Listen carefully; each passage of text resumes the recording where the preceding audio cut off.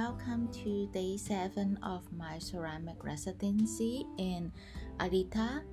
I start off the morning with drawing with pencil on this bisque cup.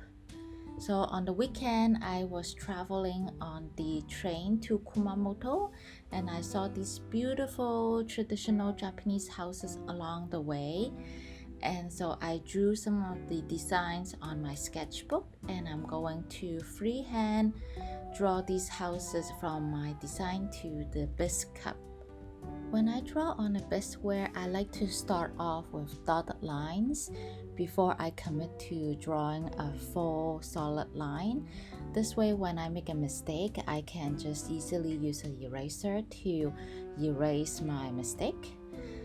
I'm pretty confident with drawing lines and my designs on bisqueware, and I really like the style of freehand drawing. I feel that I have more control and creativity when I just draw freehand. My style of drawing is more like cartoon and cute style, not really a realistic right proportion style of the houses. So I think this is perfect for me, and I can also add little touches that I think would look nice for the houses drawing as well. Later on, I'll be using this special blue pigment underglaze to fill in the spaces, and it's important that I draw in pencil so that the pencil acts as a resist, it doesn't go outside of the lines. This is another cup that I drew featuring my version of the Kumamoto castle and some of the Japanese houses as well. So mostly I only drew pencil drawings in the morning. Other than houses, I also drew a lot of plants on my bisqueware. I also drew some designs that are more Arita specific, such as this torii gate. In the afternoon, we had a demo workshop on transferring drawings onto bisqueware using charcoal powder and tissue paper. Here's my residency coordinator demonstrating how this technique works. She drew the design on tissue paper and then going over the design using charcoal liquid and then rubbing the transfer onto the bisqueware. It's great for people who are not confident in freehand drawing on bisqueware. The charcoal transfer acts as a guide as she draws her design on the plate. She also demonstrates how to paint gradient effect using the blue pigment paint. First, she loaded her brush with the paint and then dipping only the tip in the water, so her starting point will be lighter in shade. After her demo, it's my turn to do the transfer. I already drew my design on the tissue paper. The tissue paper has a smooth and a rough side. The charcoal liquid has to go on the rough side. So I dipped my line brush in the charcoal liquid and then drew my line on top of my tissue paper drawing. After drawing with the charcoal liquid, I have to let it dry for a bit before putting the charcoal side onto the bisque plate. If I don't let it dry, the charcoal may create a smudge on the plate. The charcoal will burn off in the kiln, so we can use this design as a guide to paint on the bisqueware.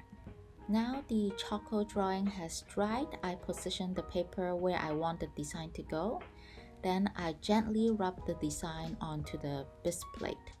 Since this is still fresh and I didn't let it dry overnight, I don't need to rub too hard for the design to transfer. While you transfer the design, you can hold it down with one finger and then peel the corner of the paper to see how the transfer goes. It's very similar to how you would do underglaze transfer. So here's the transfer result. Now I need to practice drawing outlines using my line brush. Drawing circles are very challenging because it's hard to have a consistent thickness of line. So I like to draw a half circle and then turn my plate and then draw the other half. As you can see, my circle still needs work because the line thickness is not consistent. After practicing with the circles, now it's time to draw the outline for the lily pad. With the charcoal transfer, it is much easier to draw the outline by tracing along the black line. I'm drawing in short strokes to complete the drawing. After the outlines, I need to practice filling in the circles.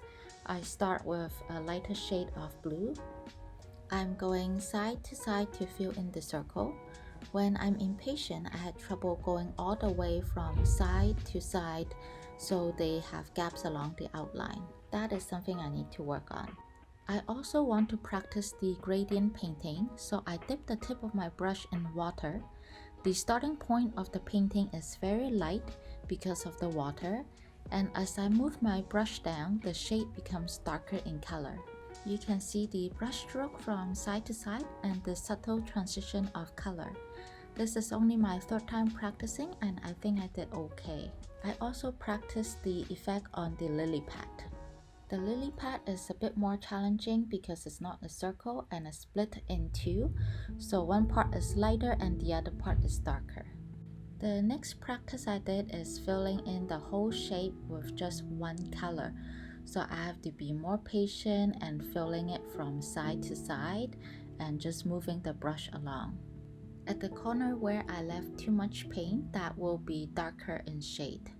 After all the practices, I've decided it's time to do on a real piece. So I started going side by side on this Torii gate painting. I was holding my breath while I paint because I find it really hard to just go side by side all the way from one end to the other. After all the painting, I decided to take a break and do some glazing. So these are all the bisware ready for clear glazing.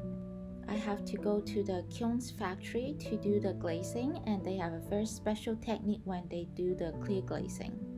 The glazing station is at the back of this factory, and this is just one of my plates I need to glaze. First, I dip my hand in the clear glaze, then I put my vessel on my fingers to create a suction, then dip the whole piece into the bucket of clear glaze, then pour out all the glaze and then dip the edge in water to take out that drip, and then putting that whole vessel onto the rack. When it's completely dried, I would need to fill in the rim with a little bit of glaze where my finger was touching. After glazing, I need to move my board of vessels to the cleaning station. The cleaning station is a machine with a rotating wet sponge where I can rotate my vessel so that the bottom or the foot of the vessel is cleaned. So I just glide my vessel and rotate a bit to clean the foot. If there's area with thicker glaze, I can use a toothpick to clean out those thicker area. So that's basically it for day 7 of my residency. It's a day filled with fun and learning experiences.